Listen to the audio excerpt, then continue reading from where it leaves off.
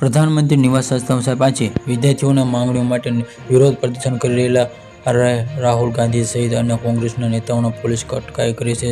જે આ ઝપાઝપી દરમિયાન રાહુલ ગાંધી પોલીસની ઝપાઝપી ઘાયલ થયા હોવાનો તેમના નાકમાંથી લોહી નીકળતા વિડીયો સામે આવ્યો છે, જેનાથી કોંગ્રેસના નેતાઓના કાર્યકરો ગુસ્સે થયા હતા. આ ઘટનાનો વિડીયો પાર્ટીએ પોતાના સત્તાવાર સોશિયલ મીડિયા પ્લેટફોર્મ પર શેર કર્યો. કહ્યું છે કે ડરેલા નરેન્દ્ર મોદી વિરોધ પક્ષના નેતાઓ રાહુલ ગાંધી અને અન્ય વિપક્ષ સાંસદોએ બળજબરીથી વિરોધ સ્થળ પરથી હટાવી દીધા છે, જ્યાં કોંગ્રેસના નેતાઓના વિપક્ષ સાથે મળીને વડાપ્રધાન નરેન્દ્ર મોદીના રાજીનામાની માંગણી કરી રહ્યા હતા. જ્યાં કોંગ્રેસ પ્રમુખ મલ્લિકાર્જુન ખડગે લોકસભાના વિરોધમાં પક્ષના નેતાઓ રાહુલ ગાંધી અને પાર્ટીના મહાસચિવ પ્રિયંકા ગાંધી વાડ્રા અને અન્ય ઘણા કોંગ્રેસના નાગરિકોએ મંગળવારે વિદ્યાર્થીઓ સામે પોલીસની કાર્યવાહીના વિરોધમાં વડાપ્રધાન નિવાસ પાસેથી વિરોધ પ્રદર્શન કર્યું અને વડાપ્રધાન નરેન્દ્ર મોદીના રાજીનામાની માંગણી કરી.